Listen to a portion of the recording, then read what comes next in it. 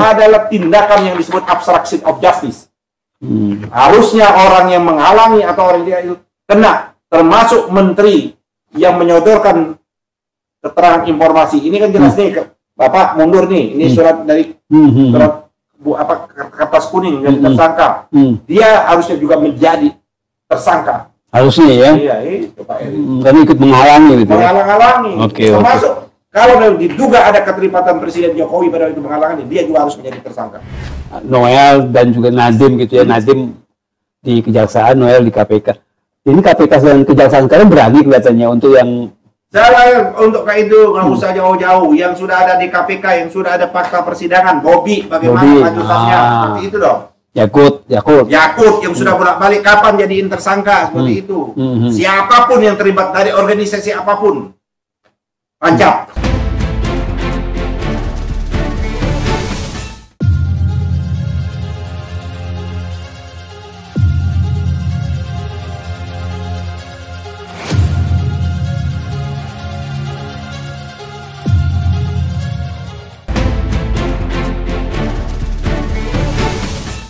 Bismillahirrahmanirrahim. Assalamualaikum warahmatullahi wabarakatuh. Pemirsa Masumi TV, Ahmad Yani Channel dan Matra 64.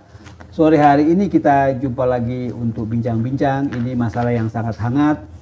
Jadi kita akan dengarkan bagaimana pendapat Pak Dr. Ahmad Yani SHMA ini tentang 7 ya nama-nama. Seperti kita ketahui ada Idrus Marhan, Imam Nahrawi, Edi Prabowo, Yuliari Batubara, Johnny G. Plate, Syahrul Yassin Limpo, Nadiem Makarim yang terakhir. Ya, kita belum tahu lagi yang calon-calon tersangka lain yang juga menteri, ya, seperti kita ketahui di Kementerian Agama misalnya.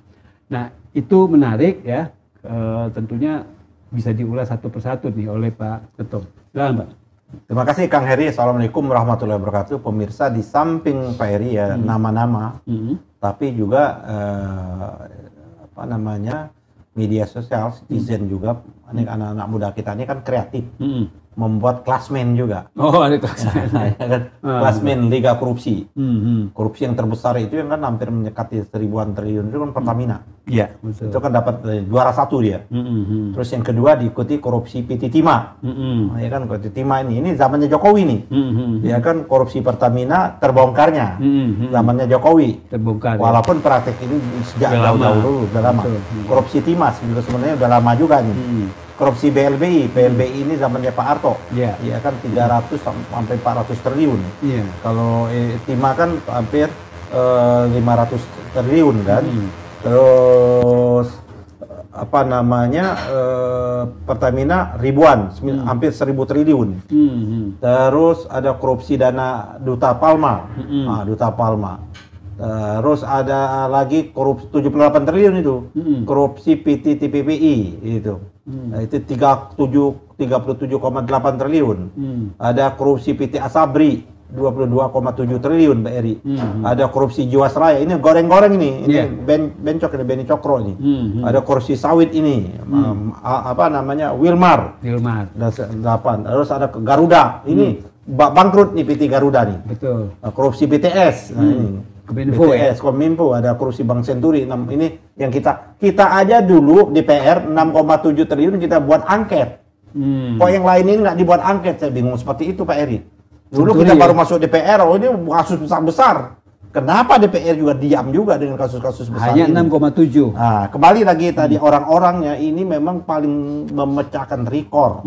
Jadi dari nilai proyeknya atau unit kegiatan korupsinya maupun menteri-menterinya Pak Eri, belum pernah ada sepanjang Republik Indonesia ada ini kecuali zamannya Jokowi.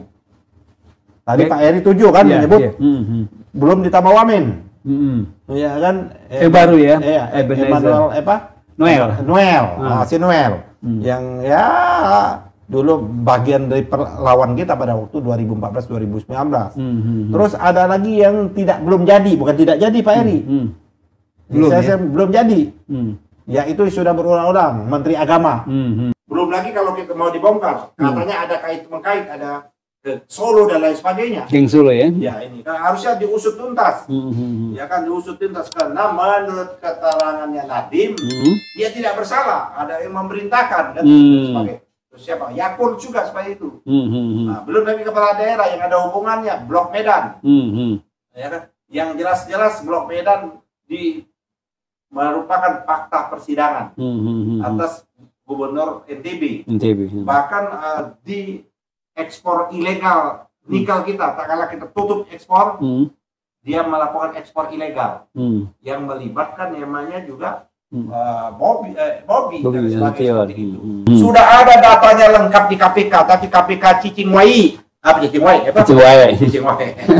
Kemana? Aduh, kita aduh pusing kita kalau. Tapi sorry, tapi oknum itu maksudnya Luhut maksudnya? Iya. Oh. Luhut ini yang jadi ada permainan. Ada dugaan keterlibatan di situ. Belum lagi kalau mau dibongkar dengan cukup serius, kalau saya jaksa agungnya, selesai ini Pak Eri. Sayangnya selesai ini. Belum lagi di COVID. Bagaimana di korupsi kesehatan dan sebagainya Pak Eri. Jadi menurut saya pencari kor, ya kan? Menteri-menteri Jokowi harus semuanya, dan jangan tabu. Presiden juga seret, dia bertanggung jawab. Ya seret dong. Bisa jadi presiden ikut ya? Ya harus ya seperti itu. Harusnya lebih jauh seperti itu. Lebih dalam lagi. Nah pertanyaannya kalau misalnya 7 menteri ini kan kayaknya sedikit. Maksud saya kalau misalnya menteri-menteri yang sekarang masih bertahan di zaman Prabowo, menteri Jokowi. Ya, carry over. Iya, carry over itu ikut-ikutan juga. Apa namanya harus gimana? Kalau menurut saya data sudah ada di KPK maupun di Kejaksaan. Ada orang bermain di impor. Ada orang bermain di impor bawang di Kementerian Perdagangan. Ada juga orang bermain di adalah pengalian hutan, pinjam pakai. Gitu. Ada impor bawang, impor macam-macam sebagainya seperti itu Pak Eri. Di Kementerian, ada juga di Kementerian PU dan sebagainya.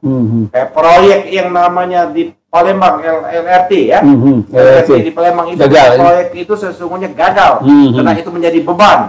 Apalagi kalau kita mau lihat lagi utang sekarang udah mulai kan jangka pendek tuh, kereta api cepat, itu kan beban kita. Betul. Nah, harusnya diusut tuntas. Belum lagi bagaimana menggunakan sindikasi BUMN dalam rangka persiapan pemilihan presiden 2019. Itu besar-besaran itu Pak Eri, menggaruk uang itu Pak Eri. Ya. Harusnya ditembak satu-satu, dor kayak gitu. Artinya kita sebut namanya menteri ya menteri siapa, menteri saya misalnya kayak Zulhas gitu maksudnya gitu. Ya kita nggak kena belum namanya kan, kita sebut kebijakannya aja Pak Eri. Oh gitu. Iya kan, iya kan, kayak kebijakan udah disebut tadi kan sudah saya sebut. Ada menteri ketua umum partai, sodorin naik kalau mundur atau tetap mau jadi ketua umum atau tersangka atau kita tidak jadikan tersangka tapi tidak jadi ketua umum. Kan jelas ada itu. Itu adalah tindakan yang disebut obstruction of justice. Harusnya orang yang menghalangi atau orang yang itu kena, termasuk menteri yang menyodorkan keterangan informasi. Ini kan jelas nih, Bapak mundur nih. Ini surat dari surat kertas kuning yang tersangka. Dia harusnya juga menjadi tersangka. Harusnya ya. Iya, itu Pak Eri. Karena ikut menghalangi gitu. Menghalang-halangi. Termasuk kalau diduga ada keterlibatan Presiden Jokowi pada itu menghalangi, dia juga harus menjadi tersangka. Wah berat juga ya kalau misalnya kalau kita memang mau bersih-bersih Pak Eri. Iya ya.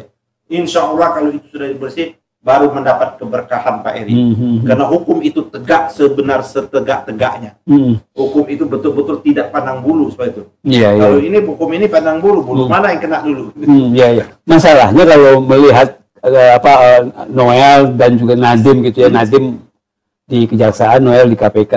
Ini KPK dan Kejaksaan sekarang berani kelihatannya untuk yang untuk kayak itu nggak usah jauh-jauh. Yang sudah ada di KPK, yang sudah ada fakta persidangan, Bobby bagaimana lanjutannya, seperti itu dong. Yakult yang sudah bolak-balik kapan jadiin tersangka seperti itu. Siapapun yang terlibat dari organisasi apapun, ancam seperti itu Pak Eri. Ya artinya KPK dan istilahnya juga Kejaksaan. Tidak hanya KPK dan Kejaksaan, kepolisian juga dong. Karena ini korupsi ini udah banyak, tinggal berbagi aja. Ini kalian nangkap yang ini, kalian nangkap ini, gitu loh. Saking banyaknya bagi-bagi aja. Bagi-bagi aja. Jadi tempatnya ada. Perbaikin sedikit tuh yang namanya IKN itu. Tempat aja mereka di sana. Kan mereka kemarin-kemarin datang tuh ke sana tuh. Ditahan, dijadiin museum penahanannya tempat sebagai mengingat rejimnya Jokowi itu kan bisa. Betul. kalau kita lihat kejaksaan sekarang jelas ya, apa namanya sangat independen dan berani ya. Artinya ada dukungan dari presiden langsung. Kalau KPK kelihatannya mulai berani. Mulai, mudah-mudahan Pak Edi kita tahu. Ya, kayaknya gitu. pengaruh dari kekuasaan lama udah mulai berkurang. Ya, gitu. Kepolisian juga kayak gitu harusnya. Kepolisian juga gitu ya. Nah, artinya itu berani nggak nih? Mohon maaf, geng Solo gitu ya diutak-atik sama KPK gitu. Kalau tadi Bobby. Saya dengar kabar ya, yang terlibat judi online sebentar lagi jadi tersangka tuh. Oh. Ya kan? Udah itu kan udah diperiksa di kepolisian, ya. Polisian ya? Iya, di kepolisian kan itu tindak pidana umum. Oke. Ya. Terus Yakut, ya kan? KPK. Yang lain, siapa lagi? Yang diduga ada keterlibatan. Apakah tidak ada permainan di dalam sumber daya migas kita, tambang kita? Menterinya, kayak gitu loh. Ya, sehingga kalau misalnya KPK udah berani, kejaksaan udah berani, misalnya dia kepolisian nanti misalnya memanggil Budi Ari yang katanya diduga. Saya kira sudah cukup kuat karena itu bukti persidangan. Sudah disebutkan bagian dari Budi Ari itu. Jadi nggak ada, udah ketok aja, apalagi dia bukan menteri lagi kan. Artinya pengaruh Jokowi terhadap kekuasaan Prabowo kan udah mulai redup. Matahari sudah tidak bersinar lagi, sudah diseliputi oleh awan tebal, dan mulai. Nah, sekarang yang tinggal dicari ini kejaksaan yang akan main-main nih. Segera kalau nggak buat daftar pencarian orang, Peter Patuhina. Oh, itu kan betul. Ya, seperti itu. Apalagi perintah Jaksa Agung sudah. Iya. Saya semua kita tentunya berharap artinya KPK, kejaksaan dan termasuk polisi itu betul-betul berani gitu kan. Berani mengganggu atau mungkin memperkara. Mengganggu Pak Eri, menegakkan hukum. Menegakkan hukum ya. Tidak mengganggu. Justru mereka yang mengganggu selama ini. Iya. Ya, artinya udah mulai mengulik. Kenapa? Kalau memang ada keterlibatannya Pak Jokowi langsung dong. Karena hukum itu tidak pernah mengenal orang yang dikenal oleh hukum oleh penegak hukum adalah perbuatannya, kesalahannya. Bukan kena orangnya. Kalau kesalahannya itu ada di pejabatnya, maka apa-apa. Jadi tidak boleh hukum itu tidak adil. Maka Nabi kita Nabi Muhammad, ya kan, karena menyatakan andai Fatimah mencuri kupotong tangannya. Seperti itu. Soal keadilan itu ya. Keadilan, ini tidak adil orang bagaimana tadi. Betapa kebijakan termasuk tadi. Motif apa yang kita buat tema kita yang pertama tadi. Motif apa uang disimpan, perbankan, tidak digelontorkan, minjam tapi tidak digunakan. Ada motif apa? Harusnya diusut juga. Itulah yang saya dulu sering mendorong KPK untuk korupsi-korupsi yang susah ditembus oleh institusi lain. Itu loh. Korupsi di pertambangan, korupsi di perpinjakan, korupsi dalam rangka pinjaman bantuan uang kita, pinjaman uang luar negeri, pengembalian. Kira-kira dapat renting nggak ya? Dapat nggak fee? Itu yang harus diubah. Itulah kebijakan yang bersifat regulation corruption itu. Oke, terima kasih. Seru sekali pemirsa Masumi TV, Ahmad Yani Channel dan Matra 64. Kita berharap betul-betul istilahnya ini hal-hal yang diulas tadi bermanfaat sebagai pengetahuan, wawasan kita. Kita berharap juga penonton sekalian untuk like, subscribe, komen, dan tentunya men-share acara kita ini. Terima kasih. Billahi taufiq wal hidayah. Wassalamualaikum warahmatullahi wabarakatuh. Oke.